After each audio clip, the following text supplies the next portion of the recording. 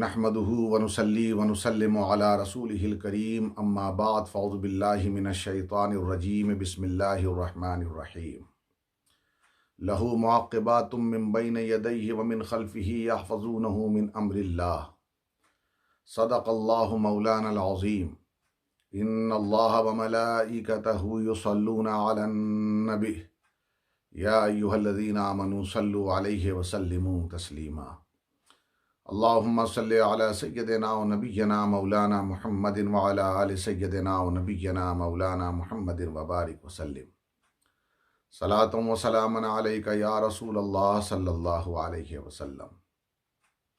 اللہ تبارک و تعالی نے قرآن مقدس میں ارشاد فرمایا کہ ان کے آگے اور ان کے پیچھے لہو معقبات من بین یدی و من خلفہ، یعنی ان کے آگے اللہ نے اپنے بندوں کے آگے اپنے بندوں کے پیچھے محافظ رکھے ہیں، یحفظونہ من امر اللہ، اور جو حفاظت کرتے ہیں اللہ کے حکم سے۔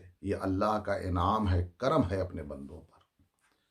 آگے ارشاد فرمایا پھر جب اس نعمت اور اس کرم کی قدر نہیں کرتا تو ان اللہ لا یغیر بقوم حتی یغیروا ما بانفسہم، انسان اپنی حالت کا خود ذمہ دار ہے جب اس کی حالت بدلتی ہے۔ اللہ تبارک و تعالی کسی قوم کی حالت کو نہیں بدلتا، یعنی جو نعمت دیتا ہے وہ نعمت نہیں اٹھاتا، بلکہ اس نعمت کو دور کرنے کا انسان خود ذمہ دار ہے۔ جب کسی قوم پر وبال آئے تو وہ وبال کیوں اس قوم پر آ رہا ہے اس کا ذمہ دار انسان خود ہے۔ ان اللہ لا یغیر بقوم حتی یغیروا ما بانفسہم، انسان اپنی حالت کو بدلنے کا خود رسپانسبل ہے، معاصی کے ذریعے، معاصی میں، گناہوں میں گرفتار ہو کر، اللہ کی نافرمانی کر کے، اللہ کے حکم کو ترک کر کے، چھوڑ کر کے وہ اپنی حالت کو بدلتا ہے، اور اللہ تبارک و تعالی کی جانب سے اس پر پکڑ آتی ہے۔ وَإِذَا أَرَادَ اللَّهُ بِقَوْمٍ سُوءًا فَلَا مَرَدَّ لَهُ، اللہ نے ارشاد فرمایا جب اللہ تبارک و تعالی کسی قوم کے لیے سوءً اگر برائی لکھ دیتا ہے فلا مرد لہ، پھر اسے کوئی ٹال نہیں سکتا۔ جب کسی پر وبال آنے والا ہوتا ہے، عذاب آنے والا ہوتا ہے، اگر اللہ کی طرف سے حکم ہو جاتا ہے تو پھر اسے کوئی روک نہیں سکتا۔ وَمَا لَهُ مِن دُونِهِ مِن وَالٍ، اللہ کے سوا پھر اس کو بچانے والا بھی کوئی نہیں ہوتا، کوئی مددگار نہیں آ سکتا۔ هُوَ الَّذِي يُرِيكُمُ الْبَرْقَ خَوْفًا وَطَمَعًا وَيُنشِئُ السَّحَابَ الثِّقَالَ، آگے ارشاد فرمایا اللہ کی پکڑ کا اپنا ایک طریقہ ہے، وہ وہی ہے، کبھی وہ بجلی دکھاتا ہے، لائٹننگ، خوفاً و طمعاً، جب اس کی لائٹننگ جب چمکتی ہے، گھنے بادلوں کے بالکل ہیوی کلاؤڈز کے درمیان جب لائٹننگ ہوتی ہے، خوفاً و طمعاً، کچھ جو مسافر ٹریولر ہوتے ہیں، جو گھر کے باہر ہوتے ہیں، وہ ڈر بھی جاتے ہیں۔ اور اسی لائٹننگ میں کمال یہ بھی ہوتا ہے کہ کچھ لوگ ایسے ہوتے ہیں جو پر امید ہو جاتے ہیں، جیسے فارمرز، کسان، انہیں یہ یقین ہوتا ہے کہ اب بارش ہوگی جو ہمارے کھیتوں کو فائدہ دے گی۔ وَيُنشِئُ السَّحَابَ الثِّقَالَ، اور گھنے بادل اوپر چھا جاتے ہیں۔ وَيُسَبِّحُ الرَّعْدُ بِحَمْدِهِ، اور پھر ایک کڑک، ایک بجلی کی آواز، جو لائٹننگ ہوتی ہے اس کی ایک آواز ہوتی ہے، تو یہ جو گرج ہے، یہ جو آواز ہے، یسبح الرعد، یہ جو کڑک، یہ آواز ہوتی ہے، یہ تسبیح ہے، یا یوں کہہ لیجئے کہ اس کی آواز سے لوگوں کی زبان پر اللہ، اللہ اکبر کی صدا بلند ہو جاتی ہے۔ لیکن ترجمہ یہی ہے کہ رعد کی تسبیح، وہ جو گرج ہے، گرج کی تسبیح، گویا وہ آواز تو اپنی جگہ ہوتی ہے ہمارے لیے، ڈر اور خوف اور اس کے اندر امید بھی ہے، مگر وہ ایک زوردار تسبیح بیان ہو رہی ہوتی ہے۔ وَيُسَبِّحُ الرَّعْدُ بِحَمْدِهِ، اور وہ گرج سراہتی ہے اپنے رب کو، اس کی حمد کے ساتھ تسبیح کرتی ہے، اب اس کے اس کی حمد کے ساتھ، والملائکۃ من خیفتہ، اللہ تبارک و تعالی کے سامنے خود فرشتے بھی خوف زدہ رہتے ہیں۔ لیکن یہاں ایک بات میں آپ کے سامنے رکھنا چاہتا ہوں، کچھ لوگ اس پر اعتراض کرتے ہیں کہ جب اللہ کا ذکر کیا جائے، تو اس میں بآواز بلند نہ کیا جائے۔ بعض لوگ اس پر اعتراض کرتے ہیں، یہ اعتراض ان کا بالکل صحیح نہیں ہے، اس لیے کہ جب بجلی کی جو کڑک، جو گرج ہے، وہ پورے فضا میں گونج اٹھتی ہے، لوگ لرز بھی جاتے ہیں، اور اللہ کہہ رہا ہے وہ بھی ایک ذکر ہے، وہ تسبیح ہے، وہ گرج بھی ایک تسبیح ہے، وہ گرج بھی وہ حمد کا بیان کرنا ہے۔ تو اس کا مطلب یہ ہوا کہ جو ذکر اللہ جہر کے ساتھ بآواز بلند کیا جائے تو وہ ناپسندیدہ عمل نہیں بلکہ پسندیدہ عمل ہے۔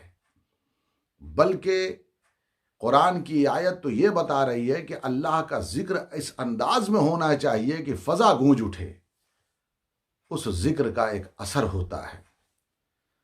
ذرا غور کیجئے تو قرآن خود واضح فرما رہا ہے کہ وَيُسَبِّحُ الرَّعْدُ بِحَمْدِهِ، یہ سورہ رعد ہے۔ ذرا غور کیجئے، اس میں آپ جا کے خود یہ ٹرانسلیشن دیکھ سکتے ہیں کہ گرج جو ہے، جو بجلی کی آواز ہے، یہ تسبیح ہے، اور اللہ کی حمد وہ گرج بیان کرتی ہے، جو آواز آتی ہے۔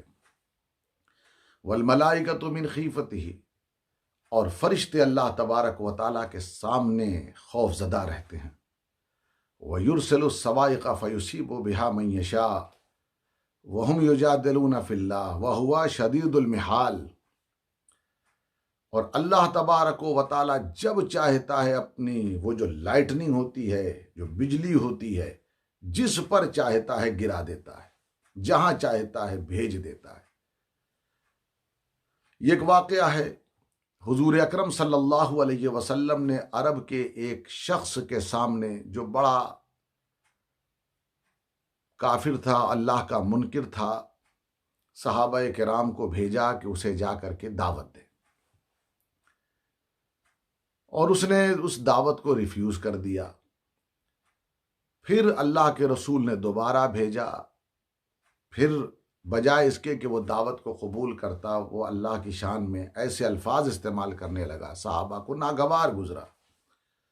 صحابہ کرام واپس آئے، اور اس کے بعد اللہ تبارک و تعالیٰ کی جانب سے ایک لائٹننگ، ایک بجلی گری، اور جس نے اس کافر انسان کو جلا دیا۔ تو اللہ تعالیٰ جہاں چاہتا ہے اس بجلی کو عذاب بنا کر گرا بھی دیتا ہے۔ وَهُمْ يُجَادِلُونَ فِي اللَّهِ وَهُوَ شَدِيدُ الْمِحَالِ، اللہ کی پکڑ بڑی سخت ہوتی ہے، کیونکہ وہ شخص، یہ جو آیت اتری ہے اسی شخص کے لیے کہ وہ اللہ کے بارے میں صحابہ کرام سے لڑ رہا تھا، جھگڑ رہا تھا، بحث کر رہا تھا غلط انداز میں۔ تو اللہ تعالیٰ نے ایک بجلی گرائی، اور جس کی بنیاد پر وہ شخص ہلاک ہوا۔ اسی کو قرآن نے کہا کہ وہ جہاں چاہے، جس جگہ چاہے، اپنا عذاب گرا سکتا ہے، اور اپنے عذاب میں جس کو چاہے گرفتار کر سکتا ہے۔ وَيُسَبِّحُ الرَّعْدُ بِحَمْدِهِ وَالْمَلَائِكَةُ مِنْ خِیفَتِهِ وَيُرْسِلُ الصَّوَاعِقَ فَيُصِيبُ بِهَا مَن يَشَاءُ وَهُمْ يُجَادِلُونَ فِي اللَّهِ وَهُوَ شَدِيدُ الْمِحَالِ لَهُ دَعْوَةُ الْحَقِّ۔ اس آیت کے بعد ارشاد فرمایا، یاد رکھو جب یہ حالات تمہارے سامنے قرآن بیان کر رہا ہے تو صرف اللہ تبارک و لہو دعوت الحق، اس کا پکارنا، اسے پکارنا حق اور سچ ہے۔ والذین یدعون من دونہ لا یستجیبون بشیء، اور جو اللہ کے سوا دوسرے معبود، دوسرے بتوں کو پکارتے ہیں، وہ بت کبھی نہیں سن سکتے۔ لا یستجیبون کسی شے کا، کسی چیز کا وہ جواب نہیں دے سکتے۔ الا کباسط کفیہ وما ہوا ببالغ، فرمایا کہ لہو دعوت الحق والذین یدعون من دونہ لا یستجیبون بشیء الا کباسط کفیہ لیبلغ فاہ وما ہوا ببالغیہ، کہ اللہ کو پکارنا حق اور سچ ہے۔ اللہ کے سوا جو پکارا جاتا ہے وہ آواز نہیں پہنچتی، کیونکہ جو بتوں کو پکارتے ہیں وہ بت کہاں سن سکتے ہیں۔ وہ ایسے ہی ہے کہ جیسے کوئی شخص اپنا منہ کھولے اور سامنے پانی ہو، یعنی کنویں کے سامنے ایک ویل ہو، ویل کے سامنے منہ کھول دے اپنا، اور منہ کھول دے اور اس کے بعد یہ سوچے کہ پانی آ جائے، یا ہاتھ پھیلا دے اور یہ سوچے کہ پانی اوپر آ جائے، تو پانی میں یہ شعور نہیں کہ وہ پیاسے تک خود پہنچے۔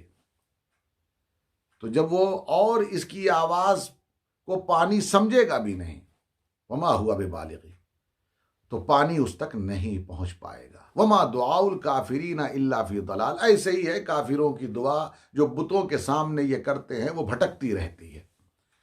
نہ بت سمجھتا ہے کیونکہ وہ پتھر ہے، اور نہ اس کی بات اس تک پہنچتی ہے۔ اسی طرح ہے کہ کنویں کے سامنے جب آپ کھڑے ہوتے ہیں، اللہ نے کیا خوبصورت بات کہی ہے کہ کنویں کے سامنے اگر آپ کھڑے ہو جائیں، منہ پھیلا دیں، ہاتھ پھیلا دیں، تو پانی آپ کے قریب نہیں آئے گا۔ اس کے لیے ضروری ہے کہ کوئی بہترین وسیلہ استعمال کیا جائے جس کے ذریعے پانی آپ کے قریب آ جائے۔ یہی چیز اسلام سمجھاتا ہے کہ اگر تمہیں اللہ تبارک و تعالی کی بارگاہ سے کچھ لینا ہے، یقیناً آپ کی آواز، آپ کی دعا اس تک پہنچتی ہے۔ لہو دعوت الحق، اس کو پکارنا حق اور سچ ہے، لیکن اس نے ایک طریقہ بھی بنایا ہے کہ تم تک اللہ تبارک و تعالی کسی چیز کو کیسے پہنچائے۔ تو ہر چیز کے لیے اللہ تبارک و تعالی نے وسیلہ، جو اس کے اپنے محبوب ہیں وہ وسیلہ بنتے ہیں، ان کے ذریعے اللہ تبارک و تعالی تمہیں عطا فرماتا ہے۔ اس کے محبوب، اس کے فرشتے بھی ہیں، بندوں میں انبیاء بھی ہیں، اولیاء بھی ہیں۔ لیکن کافروں کی جہاں تک کہ بات ہے، تو ان کے لیے نہ ان کی آواز پہنچتی ہے اور ان کی دعا یہ بھٹکتی ہی رہتی ہے۔ تو دوستان محترم، یہاں صرف یہی بتانا ہے کہ اپنی حالت کو درست رکھیے، عقیدے کو صحیح کر کے، عمل کو صحیح کر کے اللہ تبارک و تعالی ہم سب کی حالت پر رحم فرمائے۔ وآخر دعوانا ان الحمد للہ رب العالمین۔